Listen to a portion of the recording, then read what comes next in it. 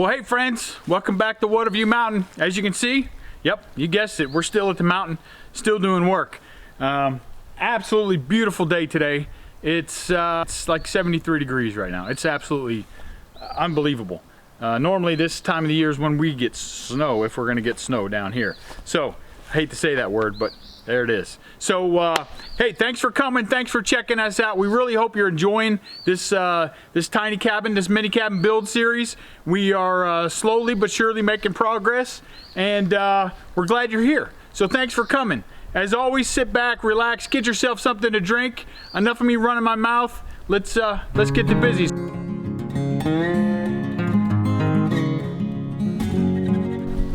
Last video, we got the house wrap on. We got all the underlayment up on top. The plan today is, first we're gonna fix these flying rafters. The ends are all not level. So as you can see on this one here, that end is down just a titch. So we gotta lift that up and make sure that it's level across. And then we're gonna put the drip edge on. We're gonna start hopefully putting metal on the roof today. We'll see. Again, it's nice and warm. With that warmth though comes the breeze. So we'll see how far we get with this metal, with this wind blowing. Hopefully, like I said, we can get cracking. But first, we got to fix these flying end pieces. So let's fix those, and then let's get some safety gear on, and we'll start putting up some metal. So here's what I'm talking about. If you look straight across here, you see how this is dipping down, right? It's not level across here. Now, granted, this is a separate sheet. We didn't sheet it all together. I probably should have done that for some structural stability. But if I push this up, you see how that becomes more level across there? So I got to cut this last piece out and then push it up, get it level, and then measure the distance from here to here again, and make it just a titch wider so we can tighten this up. So let me cut this out real quick. So that's gone. I took those nails out, and now we're gonna go from the edge of the top plate right here over. So I'm gonna push this up until it looks mostly level. And that's just under 14, 13 7/8 is what we got there. So I'll probably cut it to 14 just to help keep that up and keep it sturdy, so that the end of this flying rafter doesn't fly off. So let's get the generator fired up and let's cut us some wood, 14 inches. I was gonna just test fit this board in there, so I cut it to 14 inches, but I can't get it out. I mean, I guess I could, but I don't want to tear up a bunch of stuff. So I'm just gonna go ahead and nail this in place, and if you can see, this is much more level now on the end, more even with this. So when we go to put the metal on, it'll be straight, and it won't be wavy, and won't mess us up. So there we go. One down, two to go. We got this end flying rafter squared away. We had to fix two other ones. We got them squared away. I took my harness rope and I tied it off to the side here, so it's connected in the middle, and it's connected over here, so I can use that, because again, we have a 12-12 pitch roof. So who knows how this is gonna go. But what I'm gonna do first is I'm gonna do this this rafter edge, the fly, what's it called? The rake, or yeah, the rake end. So for this end, the trim, the drip edge goes over the underlayment. Now, if we were doing down here along the rafters here, where the rafter ends are coming out, we would put it underneath that. But we're not going to do that, because eventually we're going to have a deck here and there's going to be a roof. So I'm just going to scooch you up along the edge here and get this thing tacked in. We'll see if I can take a little GoPro with me so I can show you what we're doing, but it might just be from here, because like I said, 12-12 pitch roof, so it's pretty steep and I don't feel like falling off. So we'll see.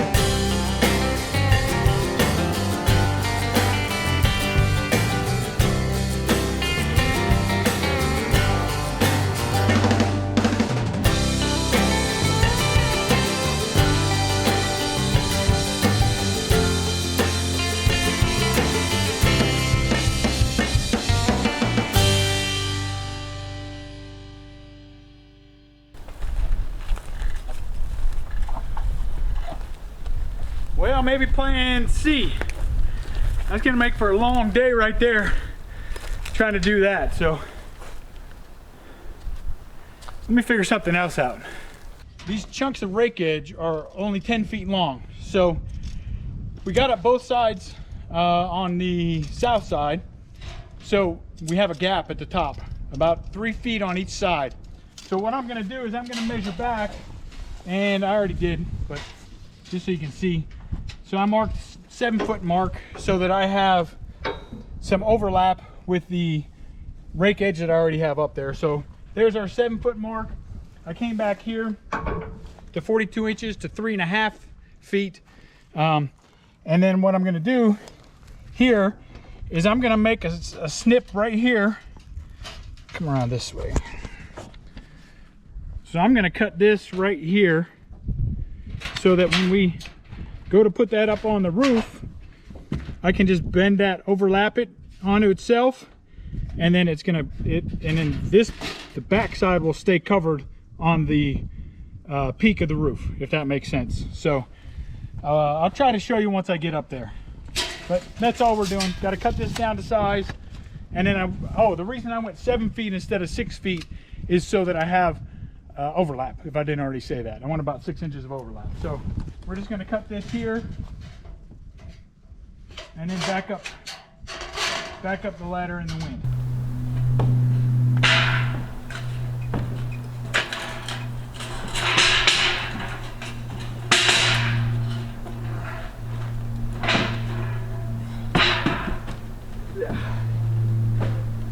I guess like that. You good? Yeah.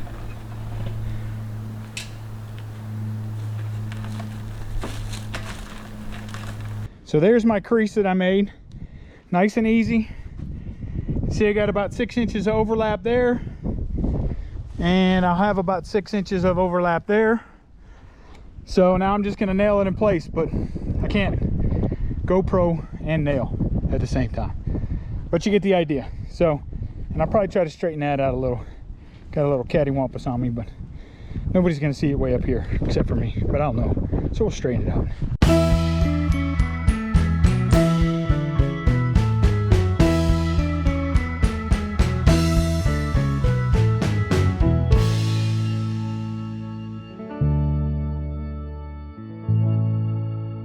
So we got that done. We got our peak done. I was gonna cut that underlayment off.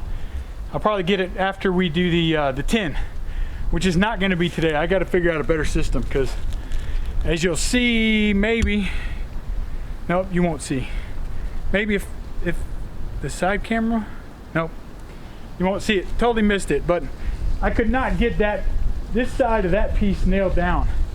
So I gotta figure out a better way before I start trying to lift tin. It's windy. That's super steep. You hear how out of breath I am. I know I'm fat and out of shape, but my arms are smoked. My legs are smoked from using those ropes going up and down. And yeah, I don't know. I don't know if I'm gonna use the blocking like we have on the east side and just move it over every time. I think that's probably gonna be what I have to do. Or come back another day and we rent some piece of equipment, whether a high lift or something, but that's not going to help me on the roof itself.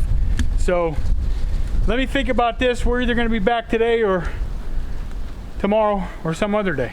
Who knows? Depends on how long it takes me to figure this out. So let's figure something out though, so we can get some tin on the roof. All right, so new day, new plan. Like we said last time, I was smoked. I didn't have a great plan to get up on that roof. I believe we got it fixed. So as you can see, we have the extendable ladder up. It's hanging. We'll show you what we did there in a few minutes. Right now, what I have to do is I'm going to get right here on this corner. I'm going to scab a piece of wood out, make it level with the end of this rafter, and then I'm going to put a screw in it 1/2 inch from the end of that drip edge, or 1/2 inch from the edge of that OSB underlayment, that roofing rather, and then we're going to run a string all the way across the front so that we keep the metal straight down here on this end as we install it. So again, as always, it probably doesn't make any sense at all right now. Let me climb up the ladder, get this thing scabbed on there, and then I'll show you what we're talking about. So as you see, I threw these 3 screws in there, right? This is our outside flying rafter. I'm gonna get it flush with the bottom here. This is more not to be actually flush with the rafter as it is to get me my spacing out front. So then I'm just gonna drive these 3 screws in here.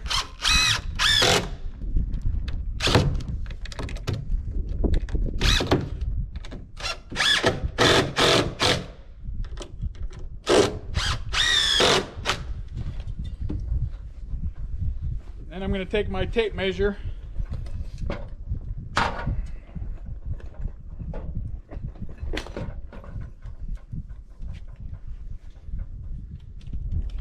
and I'm going to measure out from the edge of that OSB. I'm just going to measure out, well, we're going to measure out 1 inch. I'm going to measure out 1 inch.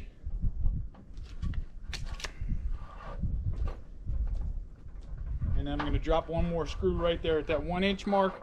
Then I'll go to the other side and we'll run a string across.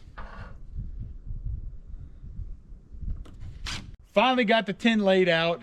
I decided I'm just going to wait and put the other drip edge on this eave once I get over there. Instead of moving the ladder over there, putting that drip on, I got to move the ladder over there anyhow to put the metal on, so I'll just do it when I get over there. So, what are we doing? I'm going to pre-drill some holes. Now, you can Google it, you can YouTube it, whatever, DuckDuckGo it, and you'll see 1,000 different ways to do it. So we're just going to go on ahead and we're just going to pre-drill the holes, because the experience that I had in drilling the pole barn, I was dropping screws everywhere just because, yes, they're self-tapping screws. I just couldn't get them started, especially when you're reaching, you know, I mean, you're reaching this far across to get that screw started. It's just, I think it's going to be much easier if we just go ahead and do pre-drill the holes. So what I'm going to do is I'm going to lay it out, and you know, the word of the day, right? Template, or maybe the word of the month is a template. So this top sheet is going to be my template for all the other sheets. So you might be asking yourself, well, how do you know which end to start at? So I have it laid out as it's going to go up onto the roof. Okay, so if you look at this end of the tin here, right? That's the fat lip on this side. See how it comes down and then it comes back out. If we go to the other side and look, there's no lip sticking out. There's just that hump, right? So this piece with no lip goes on top. This piece, the fat lip piece on this side, goes down. So this is going to be our end right here that is closest to the end of our trusses. So down here that we're going to see. So all my research says we should come up about 3 inches from the eave to make our first mark. So I'm going to make a mark there at 3 inches, and then we're going to go every 24 inches after that. Okay, so I could just pick this up and I could move it and keep it simple, right? Because we all know I got a small brain. So we're going to go 24 inches. So 24 inches right here.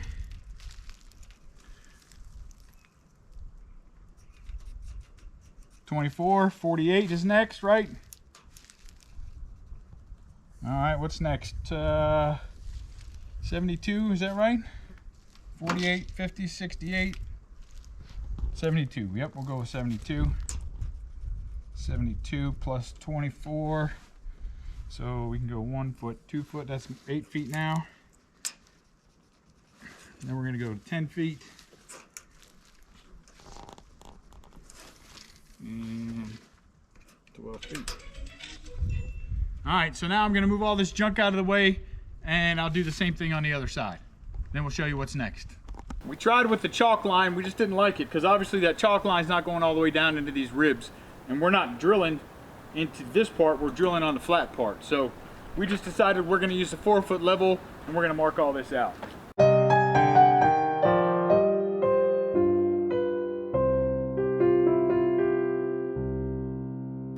The great thing about this is that this doesn't have to be perfectly exact. We're going to go on the other side because we're really just going for the aesthetics here, right? Because we have the OSB on the entire roof.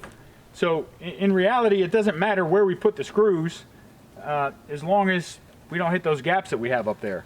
This is really just to make it pretty. So when you're looking up, all the screws line up. So really, aesthetics only is what we're going for. So let me get the drill and we'll show you what we're gonna do. It's a beautiful day. Weather is perfect. Our view.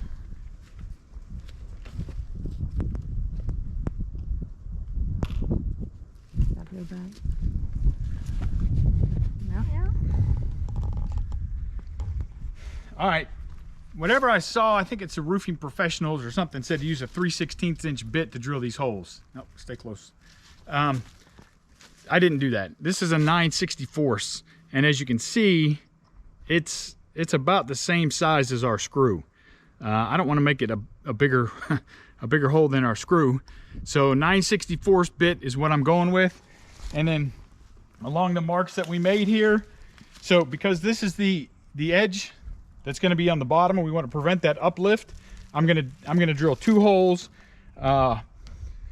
in each run all the way across. So I made sure these are flush all the way up and down, and then here we go.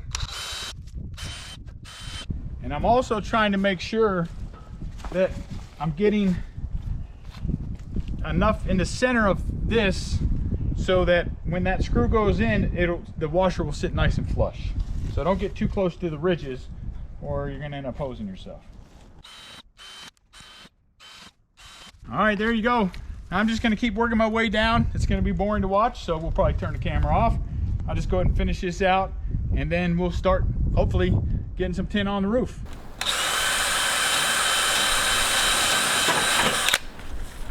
This one on? This camera? Yeah. Okay, so now what we're gonna do is we're gonna take this top sheet off, and we're gonna use this as our template for all the other metal, so that we're sure that all of our screws line up, right? I could just keep measuring 3 inches and then every 24 inches, and it should be okay.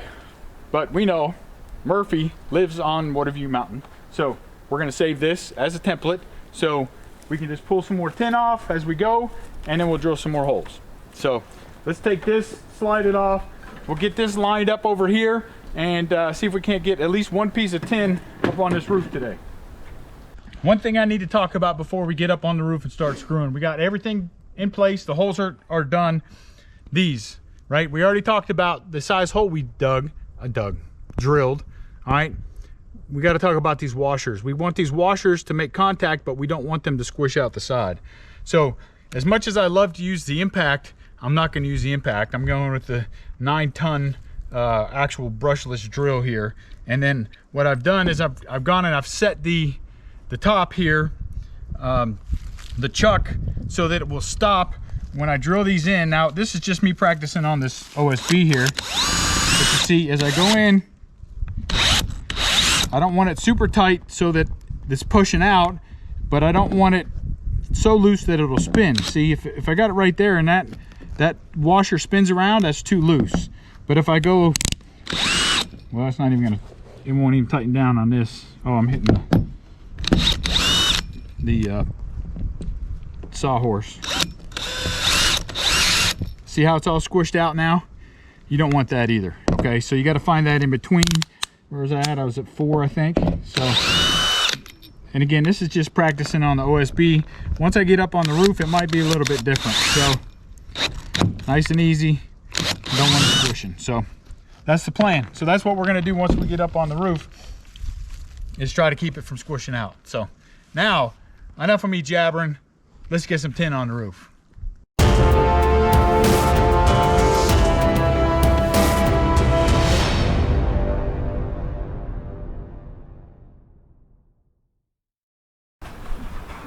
Want me to lift it up? Yep, come on to my hand. Now, I can't lift it anymore. so stop. Stand it straight up. Stand it up like you had it. Like go up under and stand it up straight? Yep, whichever way you can. And then bring it towards me like that. Come beside your ladder. with the tin. Carry the tin, lift it up, bring it, come on, lift it, now, straight up, come on, right there. Okay, now, you gotta come up your ladder and push, or I'll just pull it. Got it? Yep.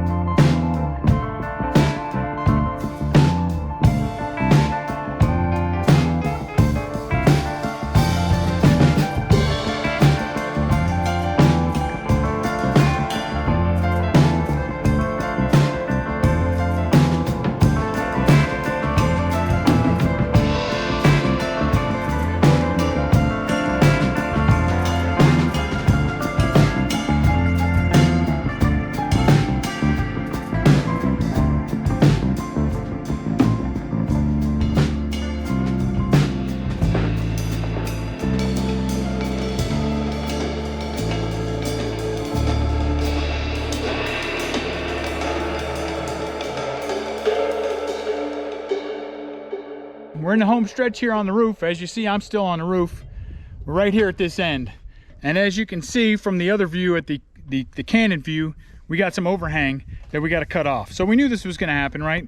We have a 26-foot roof, and we have 3-foot 2-inch panels, something like that. So we knew we were going to have to cut some off. So the big debate Sean and I were having, not a real big debate, but debate nonetheless, was do we cut it on the ground and then we put it up here, or do we put it up and then we cut it? So as you can see, I don't trust our measurements enough, which we'll talk about after we get this cut. We're going to talk about that because this roof looks beautiful. However, there's some issues, and we all know there's some issues. So in the meantime, what we're going to use, again, not as sponsored by anybody, but we're going to use this Bad Dog Biter.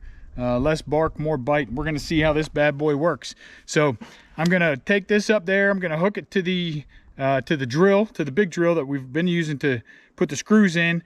And then the idea is I'm just going to scoochie my way down the ladder, and I'm just going to unzip this whole piece right here and let it fall off, and then we'll come back and we'll screw it in. So let's see how that goes. I'm going to test it out here on the outside piece just to see, make sure I don't mess myself up here. Whoo, doggy. What's wrong? Smooth as butter. All right, I just got to make sure I don't mess this up and take out the drip edge.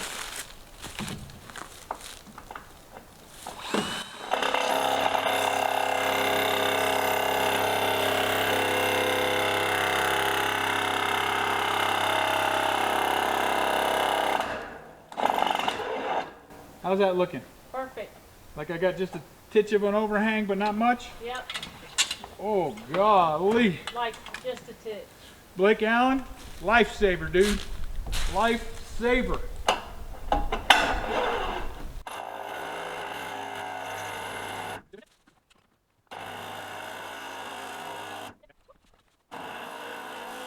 Done.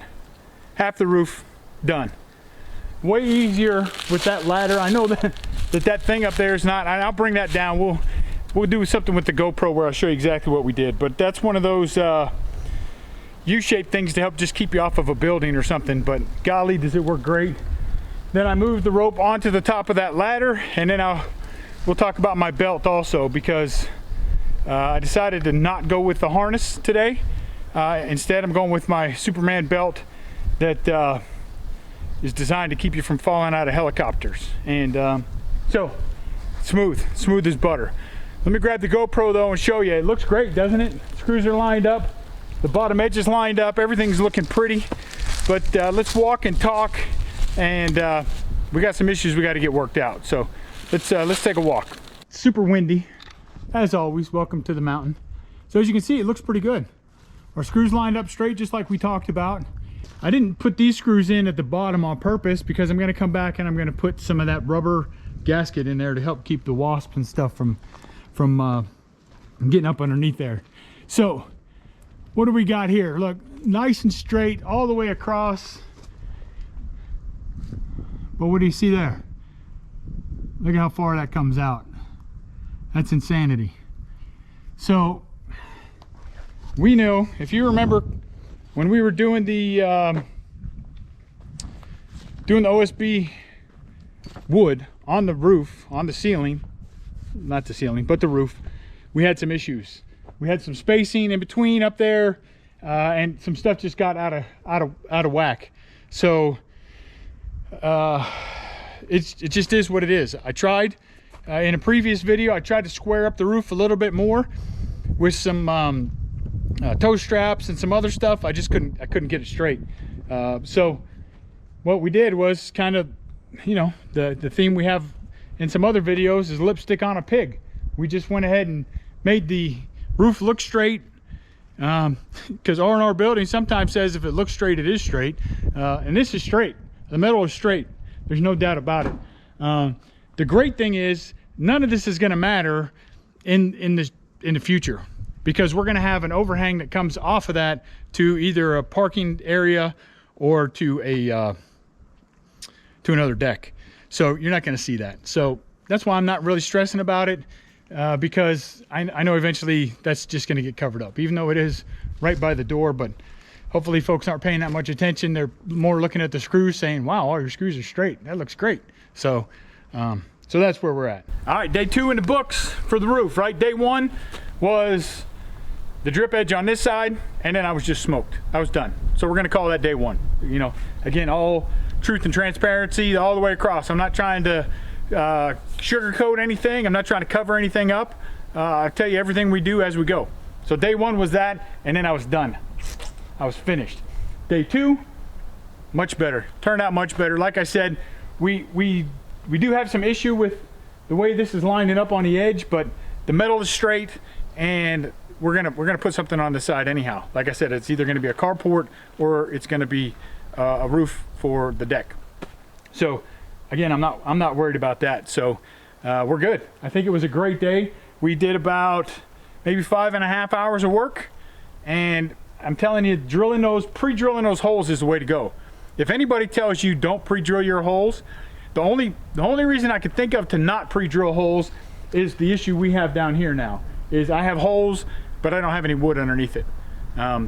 So maybe think about that if you got the issue that we have with the cattywampus roof. But build a straight roof, you don't have to worry about it. Hopefully the other side is straight. And it looks straight. Everything seems square and plumb and level on that side, so I don't think we're going to have any issues. So that's the only downside to pre-drilling, because when I went and I did that nibbler on that side, and Blake, my stepson Blake, saved my bacon on that one, because otherwise I'd have been there with tin snips trying to snip the whole thing. He had that little nibbler, the bulldog, whatever it was called. We're going to see it again because I'm going to have to cut the other side. But absolutely saved my bacon on that, and that was easy. I just scoot down the ladder and kept on cutting. So yeah, that's it for today. First side is done. Tomorrow we come back at it bright and early. Maybe we can get the other side done, get that east side done, get that ridge cap on, and then we can really start to call it almost dried in. So be safe, get you something to drink. It's 5 o'clock here, it's 5:30 here actually, and we'll see you bright and early in the morning. We'll do some more roofing. Here we are, day 3 on this roof. Technically, it's really only one full day of work. Hopefully today will be the last day. We'll go to the east side, get the ladders moved over there, get the tin all lined up. We're gonna do the same thing we did here. We're gonna pre-drill the holes. I'm not gonna show you all that again. We're just gonna pre-drill the holes. We're gonna get everything sent up on that side, and then hopefully get that ridge cap on and be done with this roof. Sun's out, just a slight breeze, absolutely blessed. Count your blessings if you got them, because you know you got them. You're here watching us, so you got to be blessed in some kind of way. So thanks for coming. Thanks for checking us out. Enough of me rambling. Let's get to busy on day 3 of this roof.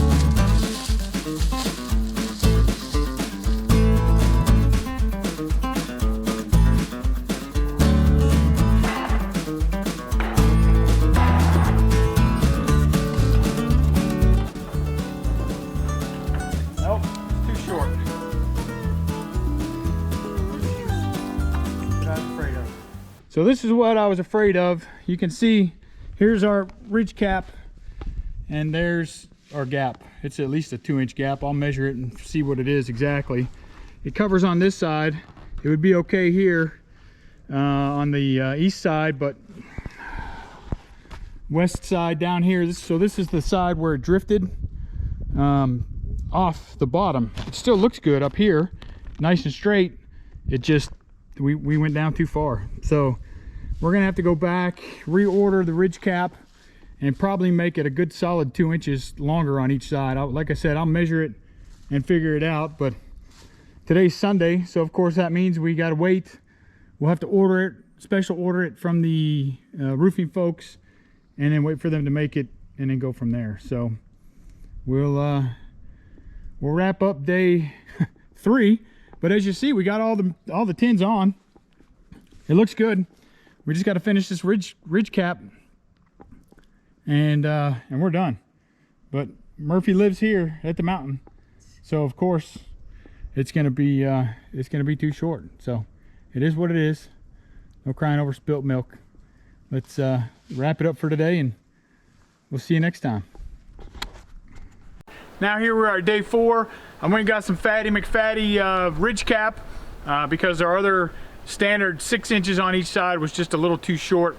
So so we went and got some wider stuff, picked it up this morning, and we're gonna see if we can't get this knocked out. We also got the gable end eave trim to put up. So we're 1 piece short of that, of course. I didn't think about that before I went and picked up the other metal. So yeah, planning. But you don't know what you don't know. So anyhow, enough of me jabbering. Let's get this day 4 started, and let's get to busy. So this piece is going to go over the gable end, and I've got to find the center. That should be interesting. So I got to do 5 feet? Yep. Tell the camera I'm looking for 5 feet. I'm looking for 5 feet. And I don't know if I can turn it over so you can see. Maybe. Right there. So I got to cut that, right? Make a mark.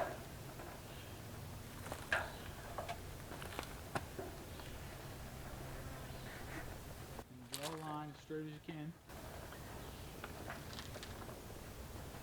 Do I need that level thing? I'm trying. I need something straight. Then I can just take my...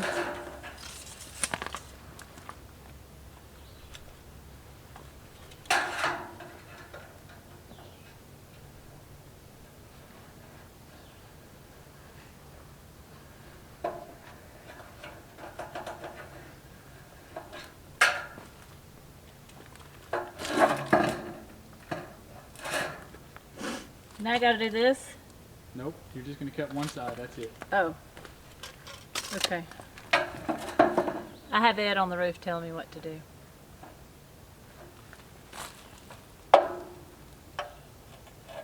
Y'all know I ain't doing this without assistance. So I'm cutting it to Cut it straight to the the crease? Yep. Okay. All right, so Sean cut this out. You see, she cut that V, so when we fold this, that's gonna tuck underneath. This piece is gonna tuck underneath this piece because we wanna have a nice seam right here on the crease. So I'm gonna set this right here on our tip, right on the ridge. Make sure we're lined up, and then I'm just gonna fold it on down. Should have brought the GoPro so you could see what's going on up here, but I didn't. So that folds down nice. That's gonna fold down nice and easy. And then I'm just gonna screw this in place. And then when we come back with the ridge cap, then this will already be covered. And the reason I'm just doing this piece now is because we're shorted a piece. Like I said, we sat down and we did the math. It's not gonna work out. I need 52 feet of gable end trim, and I only have 50 feet. So I'm just gonna do this so we can get the ridge cap on today. Then I'll come back with low ladders, and we'll finish the rest of the gable ends.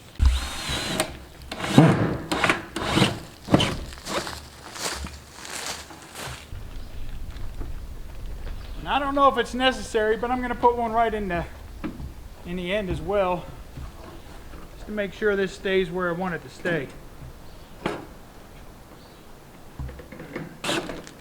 There we go.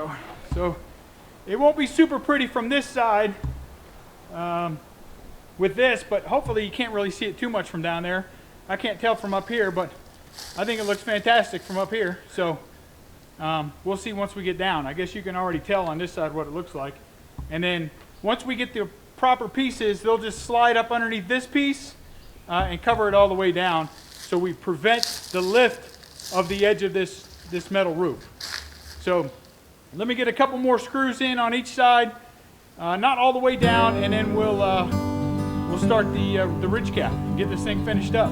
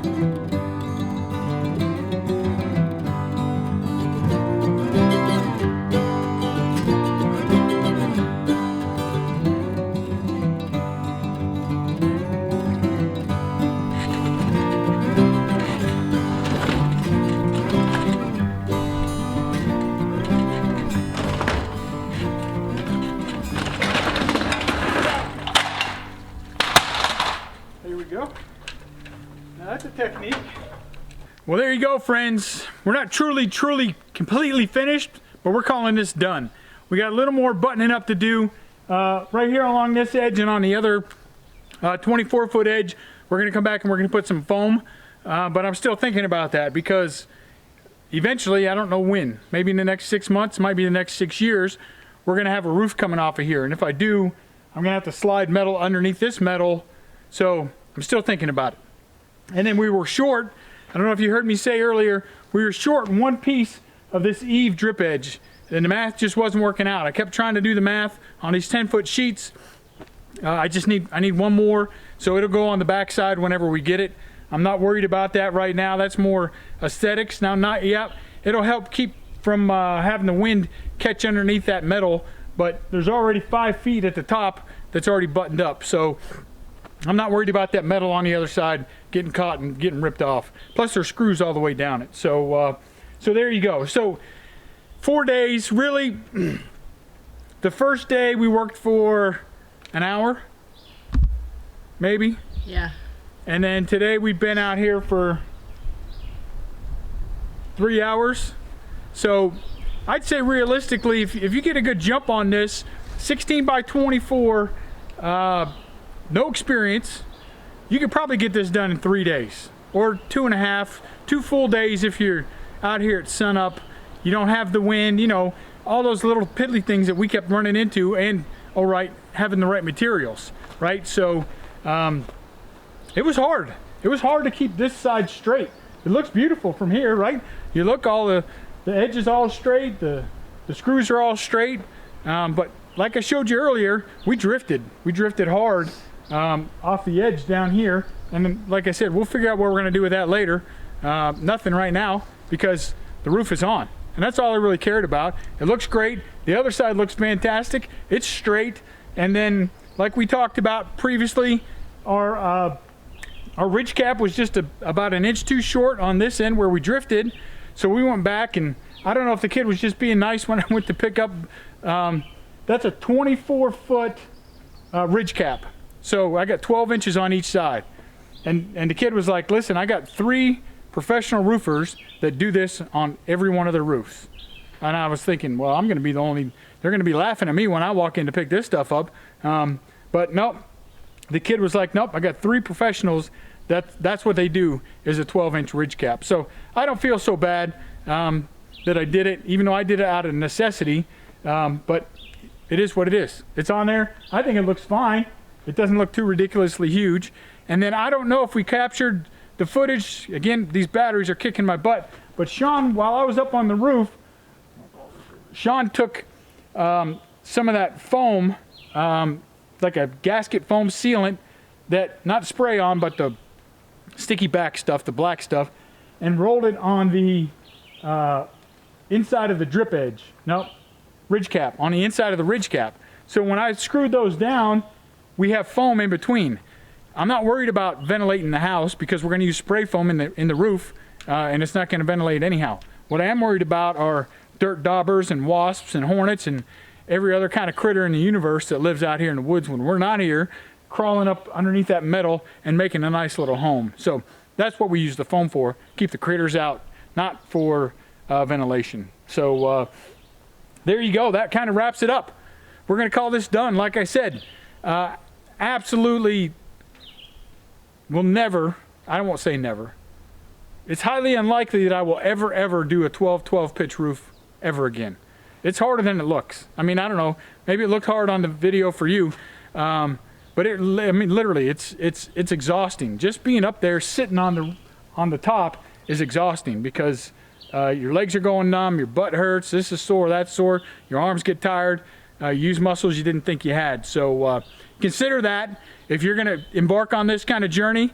I know lots of people do kind of a lean-to roof like we did on the pole barn, and there's a reason. That's a pretty easy roof to do. So consider that. I think this is going to pay big dividends for us. So once we climb on the inside and get that loft built, we're going to have plenty of headroom, plenty of storage up there. So I think it'll be a good thing. I don't know if it'll be worth all the pain we've had, but I'll let you know when we get there. So anyhow, enough of me rambling. Thank you so much for joining us. It's an absolute blessing. I mean, as you see, it's a beautiful sunshiny day. The birds are chirping. The butterflies are flying around. Beautiful spring day. I don't know what it is, 60 degrees, 70 degrees. The wind's blowing just a little. The roof is on the cabin. Let me say it again. The roof is on the cabin. So, absolutely blessed. We're blessed to be able to do this. We're blessed to be here, have this property, and we're even more blessed to have you along with us because God is good and He has introduced us to you and you to us. And now, if this is something you're looking to do, hopefully we've given you some step-by-step instructions and a little hope that if a couple 50-something-year-olds can do this, then guess what? So can you. So keep your chin up. God is good. Thanks for coming. Make sure you hit like if you like this video, hit subscribe, hit the little bell icon. As you know, we try every week or so to put out a new video, and I'll post another video, probably right up here. It'll probably be something related to this mini cabin. And yeah, that's it from Watavue Mountain. So as always, be safe, and we'll see you next time.